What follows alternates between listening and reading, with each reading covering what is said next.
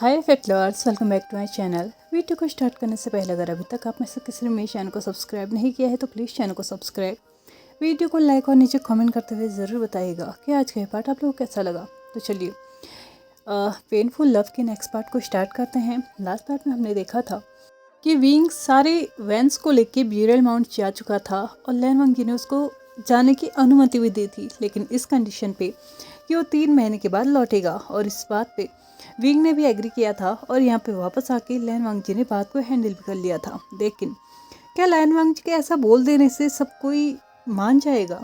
क्या हर कोई संतुष्ट है उसके ऐसा करने से? लैन वांगजी अपने डिसिपल्स को लेके वहाँ से जा चुका था अपने लैंड सेक्ट के लिए, और वो वहाँ जाते ही सबसे पहले याद करने लगता है विंग को, क्योंकि वहाँ पे हर एक जगह बस उन्हीं की यादें थी। हर एक जगह वो विंग को देख रहा था, महसूस कर पा रहा था, लेकिन खुद ही अपने आप को भी समझा रहा था कि नहीं, बस 3 महीने की बात है, उसके बाद विंग यहाँ पे होगा। बट पता नहीं क्यों उसके मन में एक अशांति थी जो उससे ये बार बार बोलने के लिए मजबूर कर रही थी कि शायद कुछ गलत हो सकता है। उसे इन 3 महीनों में इस सारी चीज़ों पर ध्यान देना होगा कि कोई भी गड़बड़ ना हो। लेकिन क्या लैन वांगजी अकेले ऐसा कर सकता है?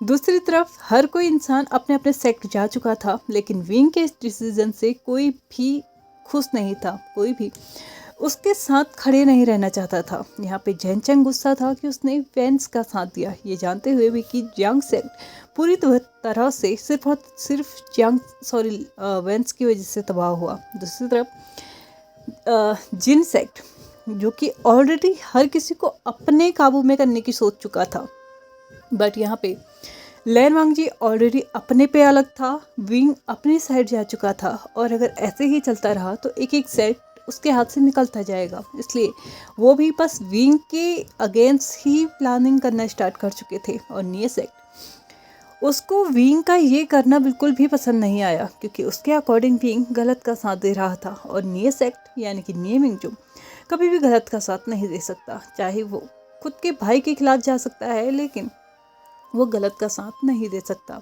हालांकि वो अच्छे से जानता था कि सेम चीज़ें बाकी कल्टिवेटर्स के साथ भी हैं, वो भी गलत का साथ नहीं देंगे। लेकिन विंग के इस डिसीजन से सच में हर कोई इंसान बहुत परेशान था, बहुत हैरान था और नाखुश भी था। सबसे पहले विंग की बदतमीजियाँ, दूसरा विंग का बिना तलवार के युद्ध में आ जाना, तलवार होते हुए भी उसका उपयोग ना करना, उसके बाद सारे दरबार में आके जिन्स से लड़ाई करके वैंस को लेके जाना, ये तो उसकी सबसे बड़ी बदतमीजी कहलाने लगी थी। बट विंग को इस बात से कोई फर्क नहीं था। ब्यूरियल माउंट पहुंचने के बाद उसने ब्यूरियल माउंट की सिक्योरिटी पूरी तरीके से बढ़ा दी थी। वहाँ पे बहुत बड़े और स्ट्रॉन्ग बैरियर्स लगा दिए थे। साथ ही साथ उसने वेनिंग को भी ब्लड माउंट जो था उसके करीब रखा हुआ था, लेकिन उसने उसके ऊपर बहुत सारे तलिस्मान्स यूज़ किए हुए थे, बहुत सारे बैरियर्स सेट किए हुए थे। कोई भी उसे छूट नहीं सकता था, कोई भी उसके करीब नहीं जा सकता था, एक्सेप्ट ओनली वैनकिंग। वैनकिंग वहाँ पे जा सकती थी और उसका चेकअप कर सकती थी as a doctor, as a healer, वो ये कर सकती थी। बट उसको कम्प्लीटली छूने की अनुमति नहीं थी, क्योंकि यहाँ पे विंग ने जितने भी बैरियर्स सेट किए थे, जितने भी तलिस्मान्स यूज़ किए थे, हो सकता है कि उसमें से कोई भी एक अगर आउट ऑफ कंट्रोल हो जाए या फिर उसका असर उल्टा पड़ने लगे तो वैनिंग की हालत बिगड़ सकती है। फिलहाल वैनिंग पूरी तरीके से लाइफलेस था। हाँ, बस सांसें बची हुई थी, उसके अलावा उसकी बॉडी में कोई मूवमेंट नहीं हो रहा था। यही कहा जा सकता था कि वो इस वक्त कोमा में था, बट फिर भी उसके ऊपर रिसेंटफुल एनर्जी बहुत जम के हावी थी। दूसरी तरफ कल्टीवेशन वर्ड में फिलहाल जिन्स ने ये सोच दिया था कि ठीक है, हम कुछ वक्त लेते हैं, क्योंकि इमीडिएटली एक्शन लिया गया तो हो सकता है कि हमारे ऊपर भी बात आने लगे। इसलिए धीरे धीरे हम सीक्रेट तरीके से इस काम को अंजाम देंगे, जिससे किसी को ये भी नहीं पता लगेगा कि हमने क्या किया है, और साथ ही साथ हम अपना काम भी कर लेंगे। लेकिन यहाँ पे एक बहुत ही महत्वपूर्ण काम था जो अभी करना था। जिन्स और जियांग के बीच में जो संबंध पहले से ही था उसको आगे बढ़ाना, यानी कि जैन यांगली और जिन जिशन का रिश्ता। यहाँ पे जिन जिशन अभी जेन यांगली से नफरत नहीं करता है और ना ही आगे करने वाला है। यहाँ पे जो रिश्ता होने वाला है वो पूरी उनकी मंजूरी से होने वाला है। लेकिन इस वक्त जेन यांगली और जिन जिशन इन दोनों को ही ऑब्जेक्शन था इस बात से कि एटलीस्ट हम 3 महीने रुक सकते हैं, क्योंकि 3 महीने के बाद वी वुजियान वापस आ जाएगा और वो भी अपनी सिस्टर की वेडिंग को अटेंड कर सकता है। लेकिन यहाँ पे जिन्स उसे बताते हैं कि वो उसे इन्विटेशन भेज देंगे और वो तब भी यहाँ पे मतलब आ सकता है और वो अटेंड कर सकता है। लेकिन उनकी इस बात से पता नहीं क्यों बहुत सारे ऐसे लोग थे जिन्हें गुड वाइब्स नहीं आ रही थी। यहाँ पे जिन जिशन को लगता है कि शायद उसके फादर सही बोल रहे हैं और वो ऐसा करेंगे भी। लेकिन उनकी शादी सिर्फ 1 महीने के अंदर ही तय कर दी गई। उनकी शादी भी हो जाती है, जहाँ पे जेन यांगली पूरी तरीके से बस विंग का ही रास्ता देखने में लगी हुई थी, बट ऐसा हो ही नहीं पाता। विंग वहाँ पे आता ही नहीं है। जब जिन्स से पूछा जाता है कि क्या उन्होंने विंग को इत्तला नहीं किया था, उसको इन्फॉर्म नहीं किया था, तो वो बताते हैं कि उन्होंने वहाँ पे अपने सैनिक भेजे थे इन्विटेशन कार्ड के साथ, लेकिन उन्होंने उनके सैनिकों को ही अगवा कर लिया। लगता है शायद उन्होंने उन्हें मार दिया है।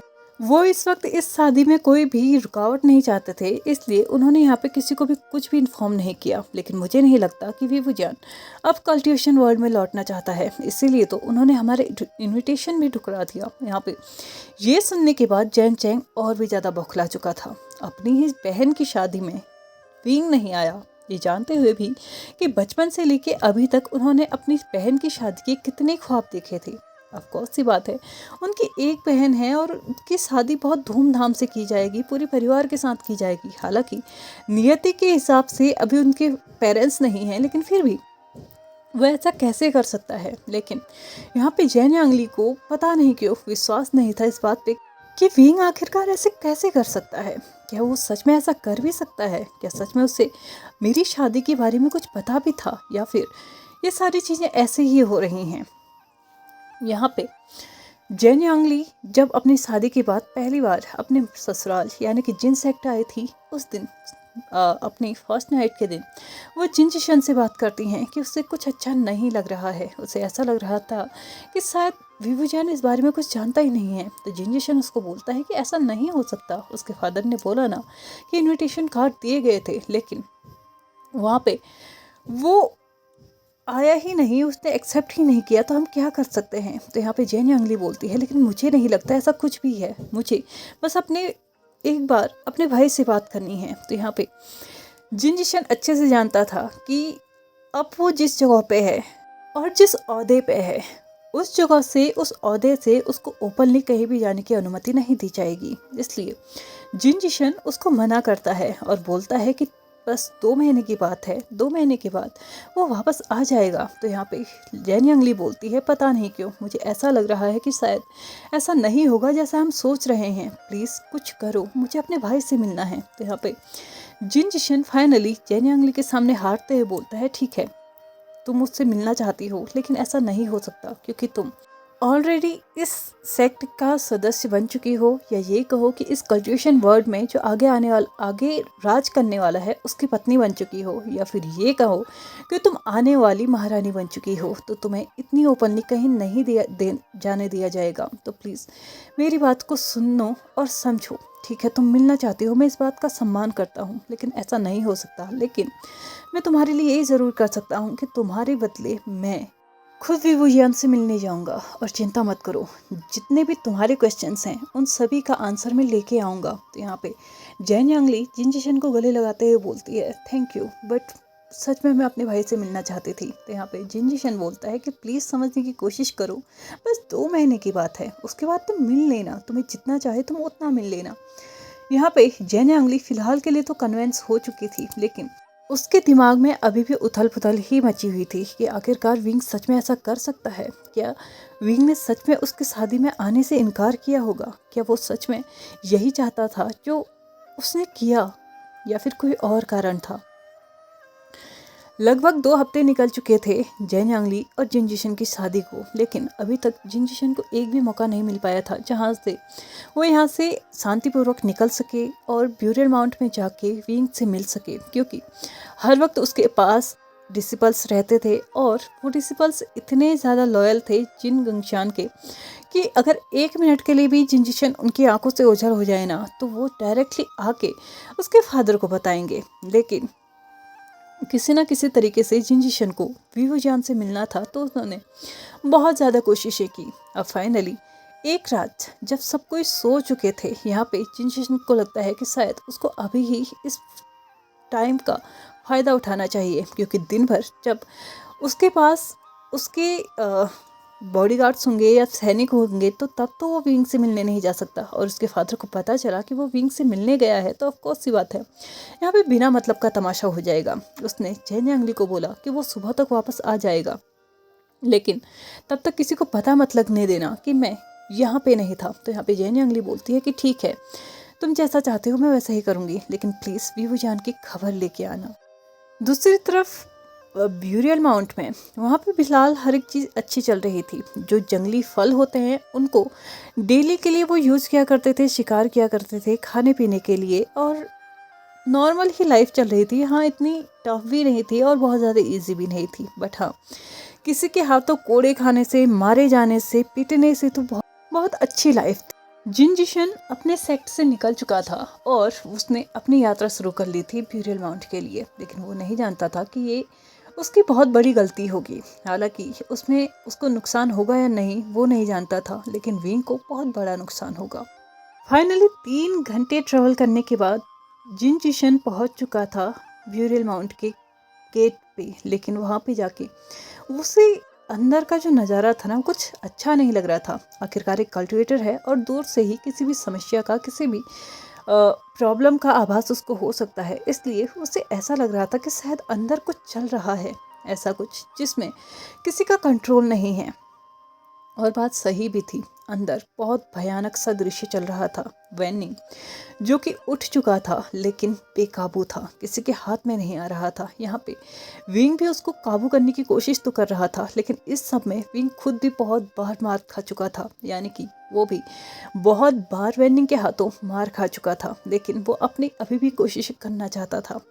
जिनजिशन ने जैसे ही अंदर जाने की कोशिश की तो उसे हल्का सा झटका लगता है, जो कि उन बैरियर्स की वजह से था। यहाँ पे विंग जैसे ही महसूस करता है कि उसके बैरियर्स पे भी छेड़खानी की जा रही है, तो उसे समझ में नहीं आ रहा था कि आखिरकार उसे कहाँ पे जाके पहले देखना चाहिए, वेनिंग को या फिर उस जगह जहाँ से छेड़खानी हो रही है। ऑफ कोर्स सी बात है, इस वक्त अगर उसके बैरियर्स पे छेड़खानी की जा रही है मतलब उस पर हमला होने वाला है, ऐसा उसका मानना था।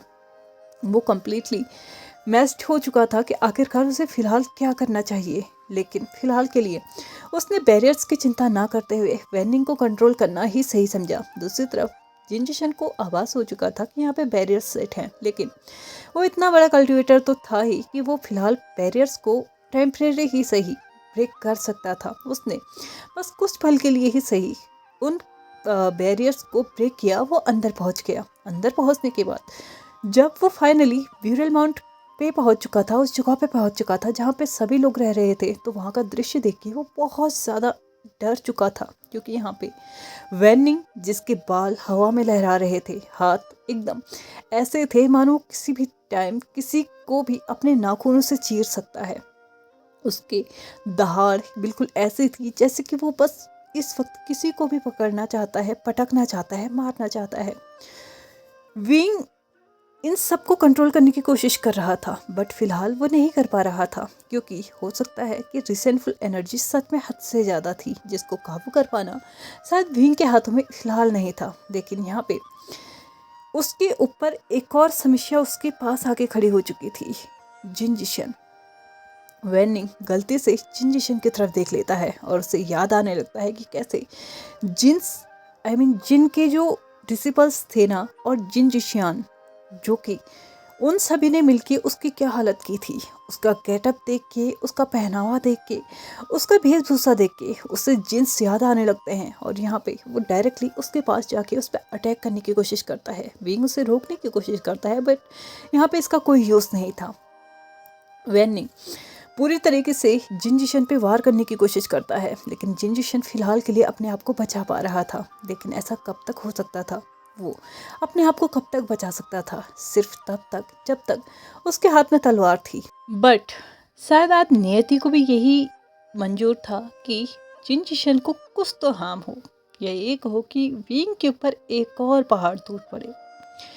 विंग जिन जिशन को बचाने की कोशिश कर रहा था, बट ऐसा हो नहीं पाया क्योंकि अब वैनिंग लड़ते हुए इतना अग्रेसिव हो चुका था कि उसे कुछ भी समझ नहीं आ रहा था कि वो क्या कर रहा है। वो इतनी अग्रेसिवली लड़ रहा था कि उसने पता नहीं कब जिन जिशन की तलवार उसके हाथों से दूर कर दी थी, वो खुद भी नहीं जानता था। और एक जोरदार अटैक उसने जिन जिशन के चेस्ट पे किया था, जिसकी वजह से जिन जिशन बहुत दूर जाके छटका था। लेकिन सिर्फ दूर जाके वो गिरा ही नहीं था, बल्कि इस वक्त उसे ऐसा लग रहा था कि उसकी मानो शरीर की सारी हड्डियां टूट चुकी हों, उसकी एक एक हड्डी क्रैक हो चुकी हो, स्पेशली उसकी चेस्ट की। उसे ऐसा फील हो रहा था कि शायद अब वो अपने पैरों पे खड़ा नहीं हो सकता। यहाँ पे विंग जब ये देखता है तो उसने बहुत सारे तालिस्मान एक साथ वेनिंग की तरफ फेंके, जो कि कुछ टाइम के लिए उसको स्टिफ कर चुके थे, उसको फ्रीज कर चुके थे। बट वो ज़्यादा देर तक नहीं चले, लेकिन जितना भी टाइम चले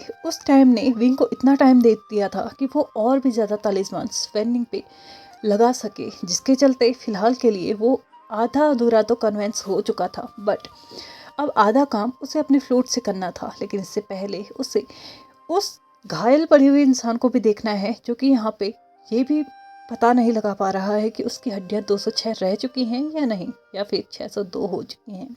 विंग ने खुद भी घायल होते हुए अपनी फ्लूट को निकाला और साथ ही वैन किंग को इशारा किया कि वो जिन जिशन को चेक करे। वैन किंग ने जल्दी से जाके जिन जिशन को चेक किया और विंग ने अपने फ्लूट से धुन प्ले करना स्टार्ट किया। यहाँ पे वैनिंग धीरे धीरे शांत हो रहा था, तो दूसरी तरफ जिन जिशन धीरे धीरे मतलब बेहोश हो रहा था। लेकिन हाँ, यहाँ पे चेक करने के बाद वैन किंग को ये ज़रूर लगता है कि फ़िलहाल वो ठीक है, बट हाँ उसकी कुछ हड्डियाँ टूट चुकी हैं, जिसकी वजह से शायद उसे कुछ टाइम तक रेस्ट करना होगा। यहाँ पे फाइनली 1 से 1.5 घंटे के बाद सब कुछ अंडर कंट्रोल था। वेनिंग सो चुका था और उसके ऊपर फिर से बहुत सारे तालिस्मान्स लगे हुए थे। हालांकि फिलहाल इस सब का कोई यूज़ नहीं था, क्योंकि विंग अच्छे से जानता था अगली बार जब वो उठेगा तो बिल्कुल शांत होगा। लेकिन उसको अग्रेसिव करने के लिए या फिर उसको शांत करने के लिए अब सिर्फ और सिर्फ उसके तालिस्मान्स या फिर उसकी फ्लूट की धुन ही उसको ऐसा कर सकती हैं। बट अब चिंता थी जिन जिशन की, आखिरकार उसको वापस कैसे भेजा जाए और उन्हें कैसे बताया जाए कि ये जो हालत हुई है ना जिन जिशन की, वो वेनिंग की वजह से हुई है। क्योंकि कल्टिवेशन वर्ड ऑलरेडी विंग की इस हरकत से और वेनिंग से और वेंस से ऑलरेडी बहुत ज़्यादा नफरत करने लगा है। उन्हें तो बस एक मौका मिल जाएगा कि वो जिसके चलते ना वेंस को आरोप दे, विंग को आरोप दे, वेनिंग को दोबारा जिंदा करने के लिए उसको और भी ज़्यादा प्रताड़ित करे। बहुत सारी चीज़ें थी जो यहाँ पे इस वक्त उन लोगों के माइंड में चल रही थी। ऑलमोस्ट सुबह की पहली किरण निकल चुकी थी और यहाँ पे वेनिंग भी आराम से सोया हुआ था और फिलहाल ट्रीटमेंट के चलते जिन जिशन की भी हालत ठीक थी। बट हाँ, वो भी फिलहाल के लिए बेहोश था। लेकिन हाँ, वो होश में आ जाएगा इस बात की गारंटी वैन किंग ने दी हुई थी। लेकिन कब आएगा ये कोई नहीं जानता था। लेकिन हाँ, ज़्यादा टाइम नहीं लगाएगा। लेकिन जैसे जैसे धूप निकल रही थी वैसे वैसे दूसरी तरफ जैन यांगली की दिमाग की हालत ख़राब होते जा रही थी, क्योंकि यहाँ पे जिन जिशन लौटा नहीं था। और कभी भी डिसिपल्स आ सकते हैं उन्हें ब्रेकफास्ट के लिए बुलाने के लिए, कभी भी आ सकते हैं उन्हें इनवाइट करने के लिए, कोई भी उनके कमरे में आ सकता है। वो क्या जवाब देगी, बहुत सारी चीज़ें थी जो इस वक्त जैन यांगली के दिमाग में चल रही थी। और दूसरी तरफ जिन जिशन अभी भी बेहोश पड़ा हुआ था। लगभग सुबह के 8 बज चुके थे और जिन जिशन अभी तक वापस नहीं आया था। लेकिन जिन्स की एक सर्वेंट आके जैन यांगली के दरवाजे पे दस्तक देती है और उन्हें बोलती है कि वो जल्दी से जल्दी ब्रेकफास्ट के लिए आ जाए। तो यहाँ पे जैन यांगली अंदर से बोलती है कि वो बहुत जल्दी ही पहुँचेंगे, लेकिन वो हमेशा बस दूसरी तरफ देख रही थी कि कब जिन जिशन आएगा और कब लोग हो जाएंगे। उससे चीज़ें हैंडल होंगी ये वो नहीं जानती थी, क्योंकि उसने कभी ऐसी सिचुएशंस को हैंडल नहीं किया था। फाइनली आधा घंटा और निकल चुका था, लेकिन जैन यांगली अभी भी अपने कमरे से बाहर नहीं आई थी।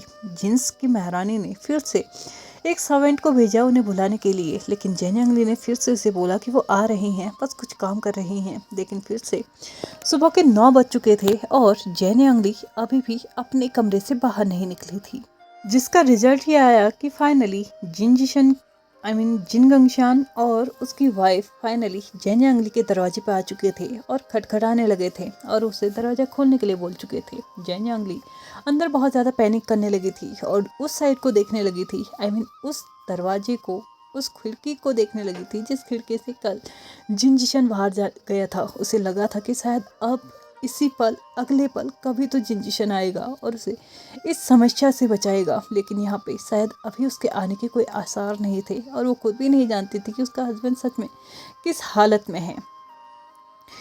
यहाँ पे जेन्यांगली ना चाहते हुए भी बहुत ज़्यादा डरते डरते दरवाजे खोलती है तो सामने अपने सास ससुर को देख के उन्हें वो करती है और उनसे पूछती है कि वो यहाँ क्या कर रहे हैं। तो यहाँ पे जिन्स की महारानी गुस्सा होते हुए उसको बोलती है कि मैं यहाँ पे क्या कर रही हूँ, इससे पहले तुम ये बताओ कि तुम आज ब्रेकफास्ट के लिए क्यों नहीं आई और जिन जिशन क्या कहाँ हैं, तुम दोनों इतनी लेट क्यों कर रहे हो, तुम्हें पता होना चाहिए कि राजघरानों में ऐसा नहीं होता। तो यहाँ पे जेन्यांगली बोलती है एक्चुअल में हम दोनों बस कुछ काम ही कर रहे थे जिसकी वजह से हम दोनों को लेट हो गया। यहाँ पे महारानी बिना जेन्यांगली की अनुमति के उसके कमरे में एंटर करती हैं और जिन को पुकारने लगती हैं, लेकिन जिन वहाँ था ही नहीं। तो उसके सामने क्या आता, यहाँ पे बहुत बार ट्राई कर लेने के बाद जब जिन उसके पास नहीं आया, उसने पूरा कमरा टटोल लिया था, वहाँ पे भी उसको जिन दिखाई नहीं गया। स्नान गृह भी देख लेने के बाद उससे ऐसा लगता है कि यहाँ पे अभी फ़िलहाल के लिए कोई नहीं है। तो जेन्यांगली के पास आती हैं और बोलती हैं कि जिन कहाँ पे है, मेरा बेटा कहाँ पे है। तो यहाँ पे जेन्यांगली के पास फ़िलहाल कोई भी उत्तर नहीं था। वो नहीं समझ पा रही थी कि वो क्या बात करे, वो क्या बताए, क्योंकि अभी तक की लाइफ में उसने कभी झूठ नहीं बोला था, तो वो आज कैसे बोल दे। ठीक है, झूठ बोलेगी तो क्या बोलेगी, उसको ये भी नहीं पता था कि उसे क्या बहाना बनाना चाहिए। महारानी जिन ने जब बहुत ज़्यादा यहाँ पे प्रेशर डाला तो फाइनली यांगली ने डरते डरते उन सभी को सच बता दिया कि आखिरकार कल रात क्या हुआ था और इस वक्त जिन कहाँ हैं। ये सुनने के बाद जिन महारानी तो बस उसके ऊपर चढ़ ही गई थी, ये कहते हुए कि आखिरकार वो इतनी बड़ी बेवकूफ़ी कैसे कर सकती है उस शैतान के साथ, क्योंकि विंग का जो कैरेक्टर था ना, अब वो कम्प्लीटली चेंज हो चुका था। पहले से ही जेंट्स उसे पसंद नहीं करते थे, तो अब और भी ज़्यादा उनको यहाँ पे ना कारण मिल चुका था, क्योंकि उसने डिमोनिक कल्टिवेशन यूज़ किया था और मतलब काला जादू, बदतमीजियाँ, दूसरों की रिस्पेक्ट ना करना, बिना तलवार के आना, ये सारी चीज़ें ना अब और भी ज़्यादा रीज़न दे रही थी, जिसके चलते उन्होंने विंग को शैतान ही नाम दे दिया था। और यहाँ पे जिन महारानी चिल्लाते हुए बोलती है कि तुम उस शैतान के पास मेरे बेटे को कैसे भेज सकते हो। तो यहाँ पे यांगली आंसर करते हुए बोलती है कि वो मेरा भाई है, कोई शैतान नहीं है। तो यहाँ पे महारानी जिन बोलती है तुम्हारा भाई ऑलरेडी एक शैतान बन चुका है, लेकिन अगर मेरे बेटे को कुछ भी हुआ ना तो मैं उसे छोड़ूंगी नहीं। ऐसा कहते हुए वो महाराज जिन की तरफ यानी कि जिन गंगशान की तरफ देखती है और बोलती है कि अभी की अभी सारे कल्टिवेटर्स को बोलो कि ब्यूरियल माउंट में अटैक करे। यहाँ पे जेन्यांगली उन्हें समझाने की कोशिश करती है कि ऐसा कुछ नहीं हुआ होगा, वो अभी या थोड़ी देर में यहाँ पे पहुँचते होंगे, लेकिन प्लीज़ ऐसा कुछ ना करें, क्योंकि वहाँ पे उसे अपने भाई की चिंता होने लगी थी। इतने सारे लोग एक अकेले के अगेंस्ट जाएंगे तो उस अकेले की क्या ही हालत होगी वो अच्छे से जान सकती थी। लेकिन जिन्स को तो मानो ऑलरेडी एक बहाना चाहिए था और ये बहाना उन्हें मिल चुका था। तो चलिए फ्रेंड्स, आज के लिए इतना ही। वीडियो पसंद आया तो please like share subscribe and comment करते हुए जाएगा। Thank you so much for watching my video and bye bye.